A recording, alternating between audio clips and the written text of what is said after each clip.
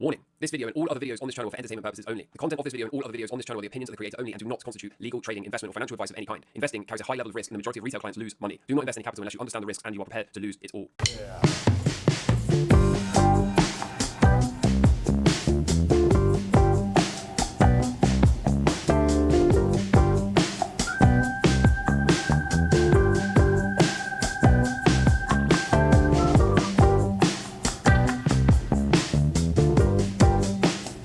Alright, hello and welcome to Camel Finance. I'm your boy Camel, and today I want to talk about a few things that are slightly different from the normal template, right? So, number one, I'm getting a lot of questions about when alt season, can I discuss altcoins, why is it that I don't trade altcoins, all of this kind of stuff.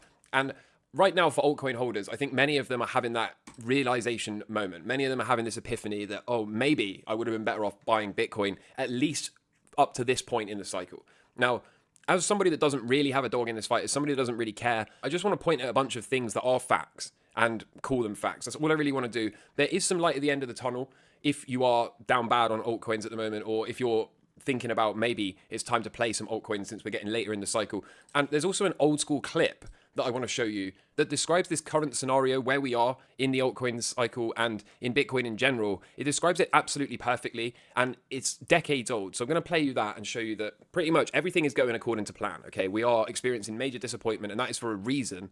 Then the second part of this video, I'm going to be talking about Bob Loukas' video that he put out yesterday. So an awful lot of people watch this video. If you haven't seen it, I will link it. I'll put a big, massive box at the end where you can just click it and go straight to watch it after this video. But Bob Loukas put out a cycle video yesterday, and it led an awful lot of people to say things like, can't wait to see tomorrow's video. Your boy Bob Loukas has abandoned the left translated thesis. And I think it's important to point out here, that is not true, okay? He did not say that. And I say this not to defend my narrative, okay, but to defend Bob. Because if you're choosing to put words in Bob's mouth, then one of the three scenarios he outlined could set us up for a left translated cycle. Now, he did not say that's his base case probability. Again, we're going to talk about all of this in detail, but don't hear what you want to hear. Don't have selective hearing about this. He outlined three scenarios and has shifted on a balance of probabilities more towards a right translated cycle. Now, that right translated cycle, I should also add, he pointed out will be likely very lightly right translated.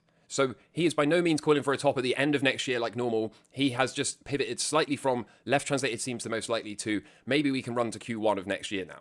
Okay, so again, don't put words in his mouth, because if you do, and one of those three scenarios that he outlined in yesterday's video comes to fruition, then he will go back to being on the left translated camp, because it will have all the hallmarks and features of a left translated cycle. And then people will come out like this and say, oh, Bob, you said no left translated, and now suddenly you're flip-flopping, right? So just understand that as cycle traders, me and Bob, we look at the cycles and then we come to what we believe is the most probabilistic outcome based on our entire experience of trading cycles. The more you see, the more experience you get, the more you trade through, the more experience you get. And then eventually you come to look at certain setups and say, well, I think I've seen this before. Most of the time it results in this kind of scenario. So that's how we arrive at our conclusions.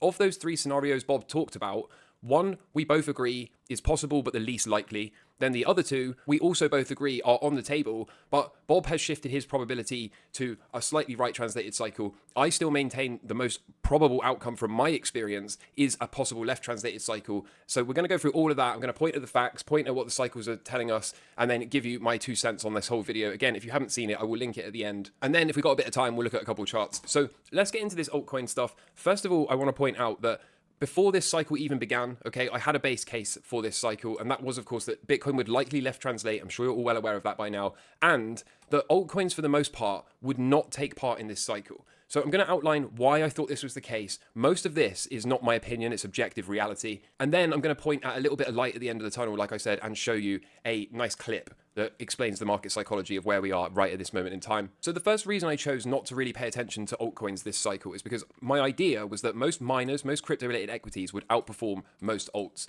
and that I would be able to get roughly the same reward, but without having anywhere near the level of risk. So even if they slightly underperformed, the idea was that I'd be able to manage the risk much better with crypto-related equities. We're also starting to see more and more people come to this realization that actually they would have been better buying the miners at the 4-year cycle lows and then just holding them, right? They have done better, objectively speaking, than many altcoins out there. That's not to say some altcoins haven't done really insane pumps, because there's always some that do. But generally speaking, even the crypto-related stocks such as Riot, which is one of the worst looking ones out there at the moment, has done over 2x, right? 225% off of its bear market lows from back here. So needless to say, some of these ones like MicroStrategy, core allocation at the lows, couple of positions on the way up, possible one final position out of here, out of a cycle low in the not too distant future. Okay, sell the whole lot on this next leg up. And I would suggest to you that I probably outperformed most altcoiners using this strategy without taking anywhere near the risk. Nowhere near the risk. And so as such, this was one of my ideas, that it would probably be better and certainly less risky to play the crypto-related equities. My next idea for why we wouldn't see a broad-based altcoin season is that I didn't think most of the ETF money that's in Bitcoin would rotate out into altcoins. You have to ask yourself the question, right? Are these people that have been buying the ETF for Bitcoin likely to dump their entire ETF holding and then jump into some speculative altcoin? I don't think that's the case. Many of the ETF holders are high net worth individuals, they are institutions, banks, even BlackRock has been buying its own ETF inside of other BlackRock funds. And I personally don't see a scenario where that capital, at least a significant portion of it, rotates out of the ETFs and into altcoins. Now, it's always a chance that we see maybe a few altcoin ETFs approved. Maybe we get an Ethereum ETF, a Solana, an XRP ETF, whatever the coin is, right? There's always a chance that we see some rotation from one ETF like Bitcoin into an altcoin ETF like Ethereum or Solana or whatever it is. I think for the most part, these people that have bought the ETF, they just wanted exposure to Bitcoin. They don't really care about Bitcoin or crypto, right? They probably just bought the ETF. Once the thing pumps, they're either going to continue to hold it forever or they're just going to sell the top, take their fiat and be happy, hop, skipping and jump into the bank. If they really cared about Bitcoin and crypto, wouldn't they have bought cold stored Bitcoin, right? They wouldn't be using paper ETFs. And I know it's spot on allegedly backed, but you get the point, right? If you actually care about the technology, if you actually want non-confiscatable, no counterparty risk, cold stored Bitcoin, you don't buy the spot ETF. So I also thought that we'd probably get an ETF and that money, most of it is not going to rotate out. And if that's true, which I believe it is, then you have to ask yourself the question, how much capital is locked in these ETFs that is just simply not going to make it into the altcoin market? I think the answer is quite a lot. Another idea of mine as to why we wouldn't see a broad-based altcoin season this time around is there's just far too many altcoins. As of 2024, we have over 2.5 million altcoins now. Okay, 2.5 million. That's way too many. So it begs the question, doesn't it? If we're going to have a huge, true, spectacular alt season, one of two things has to happen. Either all of them pump a little bit, right? Or most of them do nothing. Most of them get ignored, and there's a select handful that do very, very, very well. But how much money is it going to take to pump all of these coins by 1,000x? It's just not going to happen. The capital is just not there. But this was another reason that I thought this time around is going to be different in terms of altcoins. We're not going to get these broad-based altcoin seasons. Also, many of these tokens have huge inflation. Many of these coins have huge inflation, meaning if they made a big peak of, let's say, some outrageously overvalued number, 100 billion back in 2021-ish, right? And then since then, the chart has done this. Many people think that, well, it's going to at least get back to its all-time high, if not 2x beyond its prior all-time high. But in this window of time here, many of these tokens, HBAR is a very good example, have had such severe token inflation that the market cap, even though they're only a slightly off the lows, okay, is already challenging the prior all-time highs market cap. They're already at the same valuation from back here. It's just there's been so much token inflation that despite this lackluster price, when we measure it in dollars, it's already trading at the same valuation as back here in terms of market cap. So that means if you think it's even going to get back close to its prior all-time high, some of these have had such high token inflation that we're talking trillions of dollars of market cap. So is it likely to flip Bitcoin just to get back to its all-time high, let alone get all the way to, I don't know, 2 or 3x beyond its prior all-time high? I personally don't think so. Now, it's important to point out, check the token inflation of your altcoin. You may have one that has not had any inflation. You may hold some that are even deflationary. I don't know.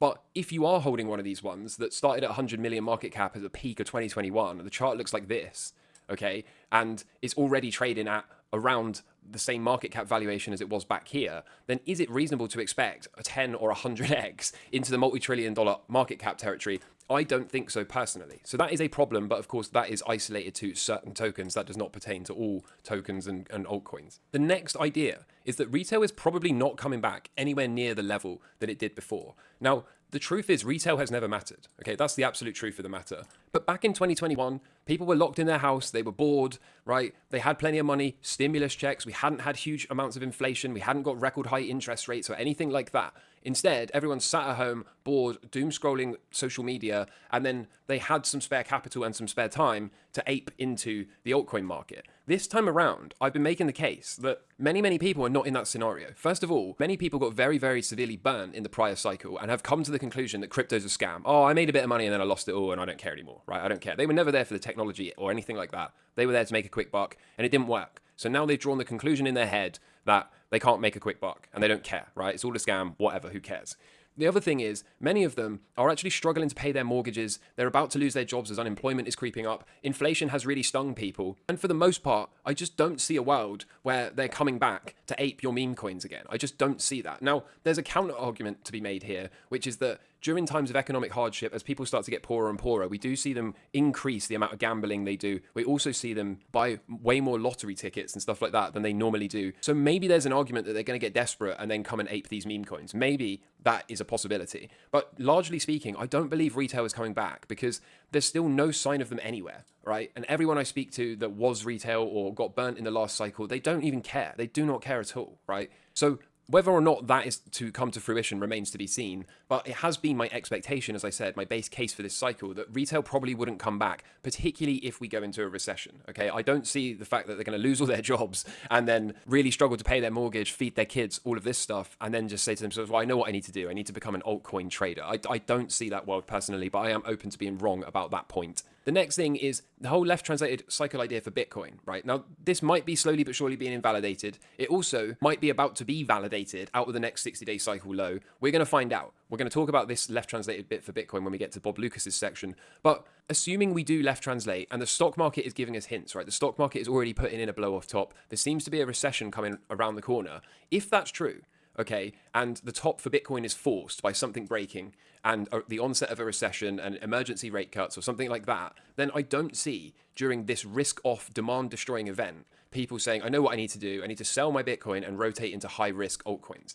So there might be time. The reason I wrote might be time is, one, if we get some kind of left translated cycle for Bitcoin and then some kind of top like this, and then in here, nothing goes bang, nothing breaks, no recession, no deflationary bust, no demand destroying event, no black swan, then there might be time to rotate out into altcoins. There also might be time in terms of what if we don't left translate, right? What if I'm completely wrong about that? What if it invalidates and we do something like this into next year? And again, still no recession, still no black swan, still no demand destroying event. Then what we could see again is rotation into altcoins. So it's not off the table, but from everything I have been showing you, from all of the weekends deep dives we've been doing, it does seem a little bit to me like we are going to get a demand destroying event, a recession pretty soon. And they've already started cutting rates, which is synonymous with a stock market topping.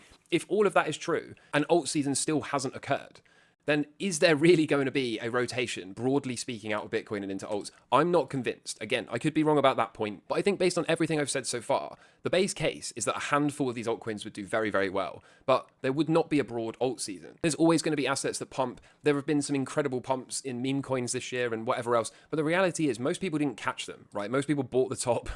Most people, like me, just missed them completely, and that's fine. It doesn't matter. But based on everything I've said so far, it seems to me like I've made the right decision. It seems to me like being mostly positioned in Bitcoin and using the crypto mining stocks, the crypto related equities to give me additional beta was the correct call. And even though I might not have outperformed the people that bought the bottom of Pepe coin or whatever else, I have taken significantly less risk and still managed to get multiple hundreds of % returns so far. And then the last point I've put here is the .com bubble parallels. Remember, in the .com bubble, absolutely everything went to the moon and back, right? But after the .com bubble, what happened to most of those altcoin type companies, right? And what I mean by that is companies like pets.com, right, that reached an insane valuation, couldn't even buy a bag of dog food from pets.com. What happened to all of those companies after the .com bubble, the first peak, right? One or two of them went on to become certain things like Microsoft, and what happened to the rest of them, right? They all just trended slowly down to zero over time. They all just died. And that is what I see for the altcoin market. I see that there's a handful of projects that are probably going to become the Google, the Microsoft out of the .com bubble, right? But the vast majority of them are probably going to look like this. Slowly die a death of 1,000 cuts because they're solving problems that don't really exist. I mean, meme coins, we all know they're a joke. And if they didn't pump the way they did, no one would care, right? But we all know there's no underlying technology. They don't do anything. They're just memes. And at some point, people are going to realize, just like pets.com was a pet shop that didn't have an actual shop. It didn't have any products that you could buy for your pets. It just had pets.com as a domain. And it reached this absurd valuation. which I think is very similar to what we have today. We've just got memes that are reaching absurd valuations, and they don't do anything. They don't solve any real world problems. So I think most of those are going to die. Like I said, it goes back to this base case being a handful of alts would do very, very well, but there would be no broad-based alt season. And so whilst that might sound doom and gloomy, okay, like I said, there is some light at the end of the tunnel here. I'm going to try to be as nice as possible because I know a bunch of you are really all in on these altcoins. Hopefully that outlines my reasoning, my rationale, my idea for this cycle and why I haven't really had any focus on altcoins. I did this little poll yesterday and you can see, right, how are you feeling about alt season? It's coming, I'm bullish, says most people. I've lost confidence or I'm losing confidence, says a third of people. Handful moon, most die, 22%, and I don't care, Bitcoin only, right? So you can see, how do you harm the most amount of market participants here? Well, you let Bitcoin do Bitcoin things and you make all the alts kneel to the king. Now, I'm not trying to be a toxic maximalist. I'm just pointing at this as some data and saying that is how you harm the most amount of market participants. Just something I think is worth taking note of. Now, having said that, if we take a look at Total2, okay, you can see here, we're slowly but surely deviating away from this fractal. Now, is that the end of the world? I don't know. I'll let you be the judge. We're also, so far, losing support here and breaking down with no sign of a repair in sight at this current moment in time. Now, is that the end of the world? Not necessarily. Hold that thought, and I'm going to show you why. Because it's a similar idea for Total3. Okay, here's Total3. Again, no real sign of a repair, fake breakout, and as you can see at the hard right edge, breaking down. So is this the end of the world? Well, it could be. That could certainly be the start of breakdown and off we go, right? Whilst Bitcoin continues to do Bitcoin things. But we have seen this before in the 2016 to 2017 bull run, okay? It did the exact same thing. It broke the trend line, dropped sideways, and then it went parabolic. So there is still light at the end of the tunnel, but I would suggest to anyone holding altcoins, you really need to see a breakout above this downward sloping red resistance line. You really need to see something like this and go. Otherwise, okay, what we have, objectively speaking, is a breakdown at the hard right edge. And the same for Total2, as I showed you a minute ago. Again, if this is to morph into this kind of look, then it's GG's for the altcoin market. That makes perfect sense from my perspective based on everything I showed you earlier. But there is light at the end of the tunnel, because if it does something like this, particularly if it holds these lows, okay, turns around, grinds its way up, and then breaks out, well, in here, it's on like Donkey Kong. So there is some light at the end of the tunnel. How is my confidence at the moment for the altcoin market? Well, it's no different to how it was at the start of the cycle. Like I said, I think a handful are going to do very well, and the majority are simply just not going to take part, mostly because 2.5 million coins are not going to do 1000x or 100x or 10x. There's just not enough capital in the markets to push these kind of altcoins to the extremes. I do think in the best case scenario, we could probably quite easily see 3 trillion for Total2. I could certainly see that, but does it get to 10, 11 plus trillion like most people on YouTube and Twitter are calling for? I personally don't think so. I really, really, really don't think that's the case. So as promised, I've got this old school clip I'm going to show you here, and take a look at this because this really, really, really applies to what we're seeing at the moment, okay? So if I pull up Total2, it was in here that everyone was going all in on the market, right? Most people had missed a good chunk of this. In here, people get super, super confident, and now they're experiencing this massive wave of disappointment. And I made this case in one of the videos, it was either the last video or the video before for Bitcoin. I made this case that at the lows, everyone was calling for 10, 12, 14K, whatever the number was, right? And then up here, they were saying, oh, well, it's just a counter trend bounce before a retest of the lows, if not 10, 12, 14K. Then in here, everyone was saying, yeah, it's so bearish, it's going sideways, it has to retest the lows, if not 10, 12, 14K. In here is the biggest bull trap of all time, 702 retracement, dump the whole flipping lot because it's going back to the lows. It can't possibly continue to go up from here because what is a left translated cycle? Why are you making these terms up? You know the deal, right? And now finally we get up here and people are forced to accept they're wrong. People are forced to say, well, hang on a minute, that objectively is different. That's an all-time high before the halving. I didn't know that was possible. This cycle is clearly different. And thus, in here, they have to go looking for an answer, right? But, of course, if you go looking for an answer here, if you go buying here, now what have you had ever since? Disappointment. And that disappointment is the key term. Same for the altcoin market. Here is why disappointment is such a key term. Wave 3 begins, however, this starts to change. Early in Wave 3, people are still holding on to the idea that it may merely be a rally in the previous bear market. As Wave 3 progresses, there is a center point where the acceleration is the strongest. I call that the point of recognition. It's when most people in the market finally decide that the major trend is now up. There is no question about it. On those days or weeks or months, you will see extreme volume, very powerful breadth, breakout type activity. Psychology continues to change as Wave 3 progresses. By this point, people are pretty optimistic about the future. You see, they've changed their minds. The major trend is no longer down, it's up. Well, by this point, they're probably, you see in the center of Wave 3, they've covered all their short sales at that point of recognition. By about here, they're 50% invested. Somewhere along here, they may approach 100% invested. Right about there, they're buying options on their positions. And right here, they're buying futures contracts as well. And just after the top, if they're really bold because they're assuming this is a pullback in the uptrend, they're buying options on the futures. Well, that's why Wave 4 is labeled a surprising disappointment. Wave 4 is a normal retracement. As you can see from this graph, Wave 3, if it's usually the longest wave, has traveled a long way, and a correction is long overdue. A correction is exactly what the doctor ordered. The market gets it. But you see, because of the extreme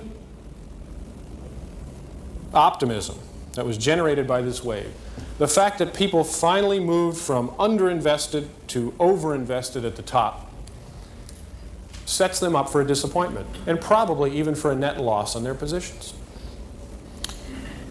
Once Wave 4 is over, Wave 5 begins. Wave 5 is the final movement in psychology toward the upside.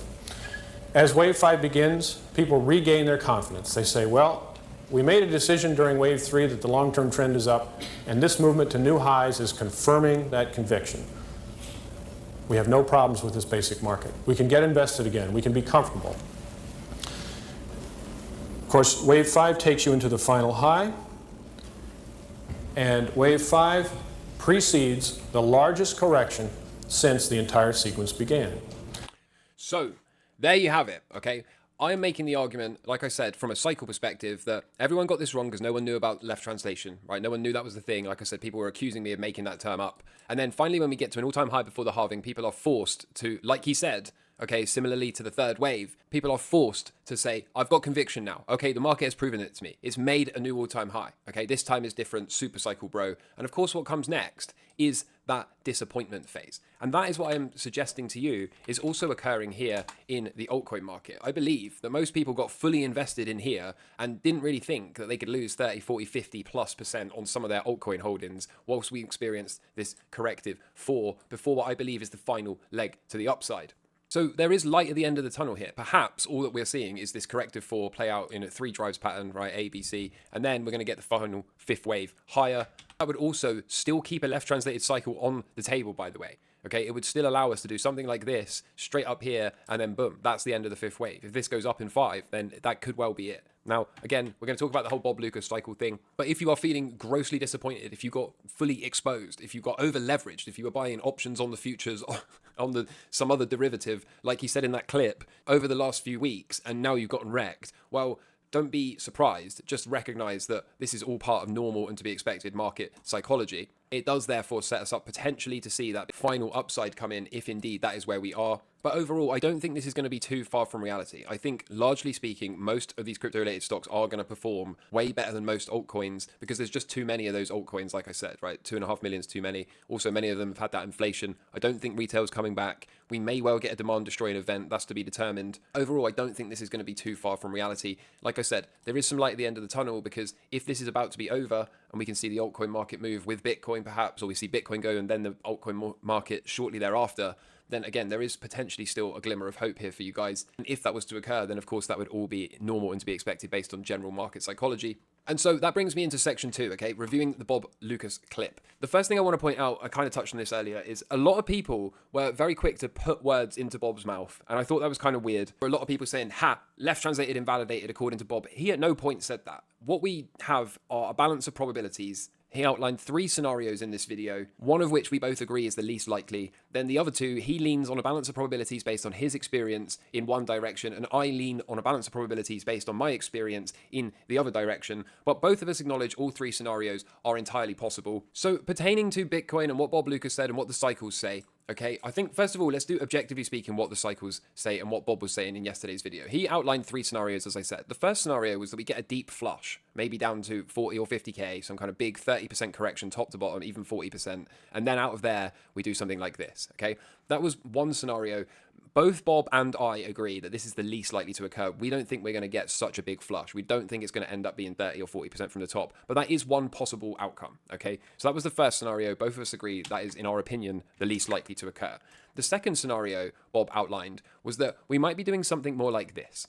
And if that's true, okay, then we've probably got quite a while left to go. We put in one consolidation cycle, we're about to put in the second, then a third consolidation cycle. So this arrow will come down here. Let me get this out of the way for clarity. And then out of here, okay, we would have built a massive base, a multi-month base, and we'll be able to start moving higher towards what Bob believes will be a right translated, albeit he is calling for, this is slightly after 2025, okay? So yes, that is technically right translated, but note how it's very lightly right translated. He also made the case in this video that he doesn't think we're going to get a normal end of the year right translated cycle. He doesn't think that's very likely because of the acceleration that we've seen so far in this cycle, but it is one possible outcome.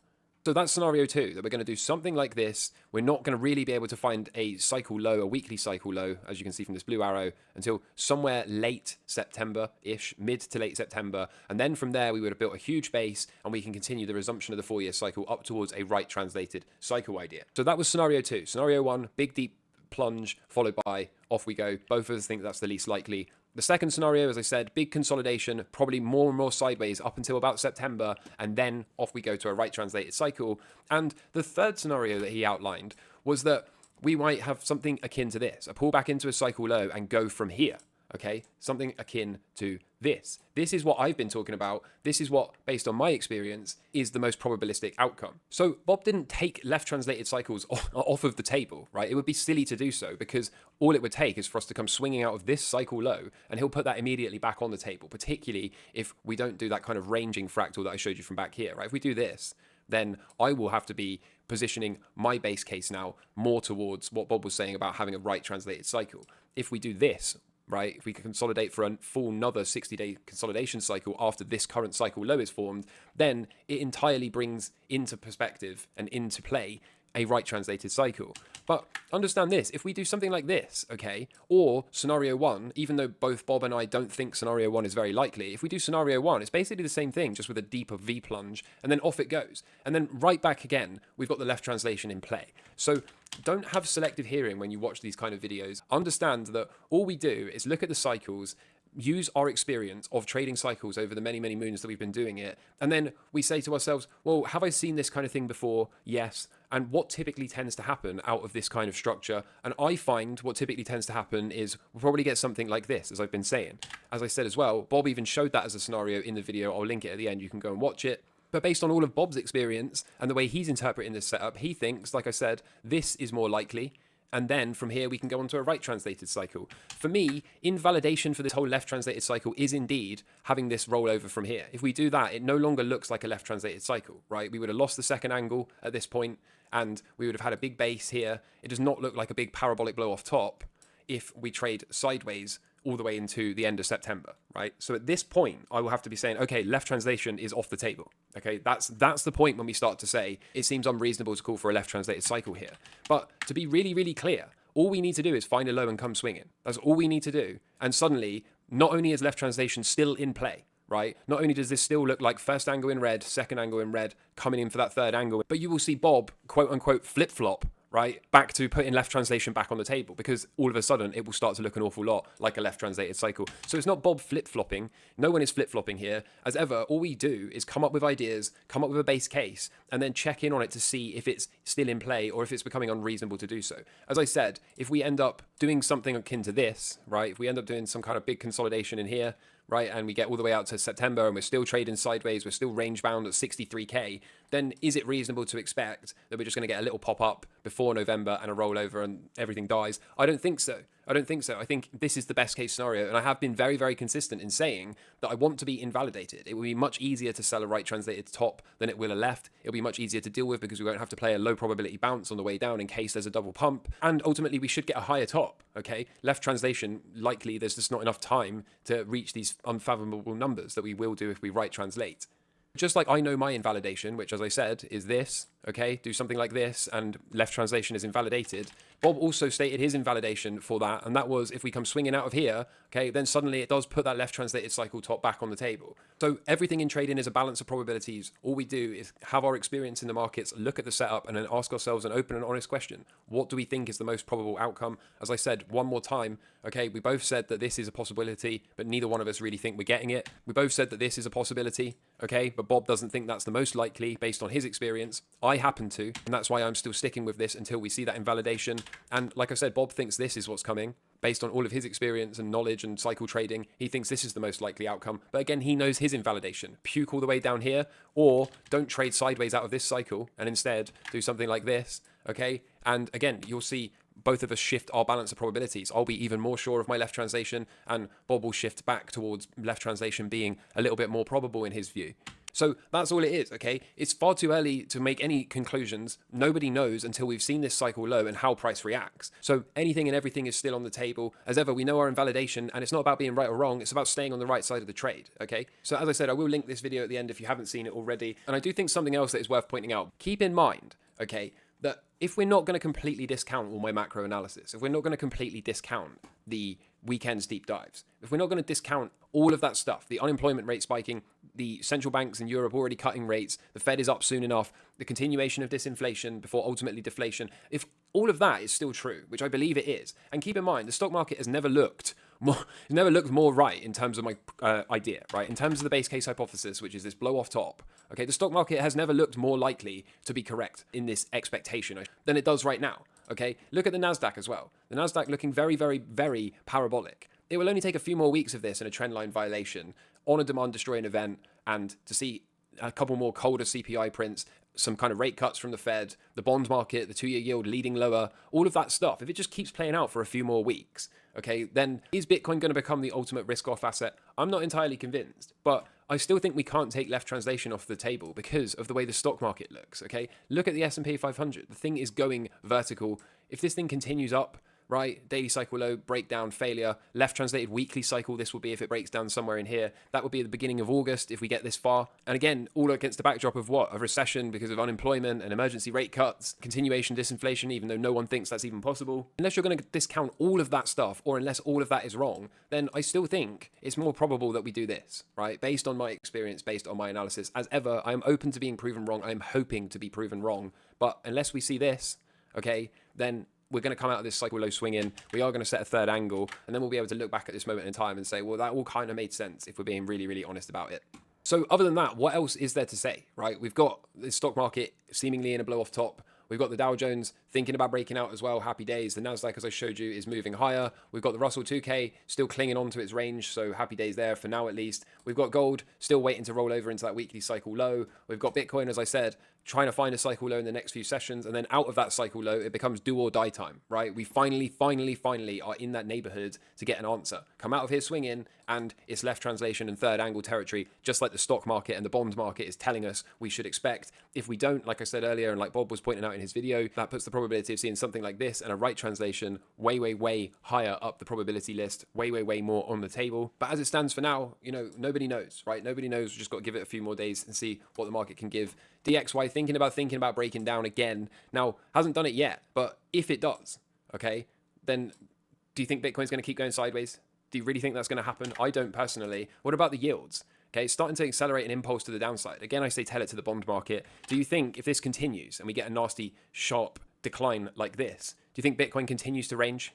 I'm not convinced, personally. That might be what Bob's experience is telling him, but until I see it with my eyes, until I am invalidated by the market, then all these signs, this whole macro backdrop, the whole deep dive that we do on the weekend seems to be validating my idea more and more by the day, rather than invalidating it. The only missing component is that third angle for Bitcoin, right? But so long as we can find a cycle low and come out of here swinging, then the entire call is correct. So, as ever, open to being proven wrong, hoping to be proven wrong, but until such time as that happens, I have to stand with my base case hypothesis. I hope you enjoyed today's video. There should be, if it's not already, any minute now, a link to Bob Loukas' video if you haven't seen that in the middle of the screen. And until next time, take care from me. All the best. Cheers. Bye.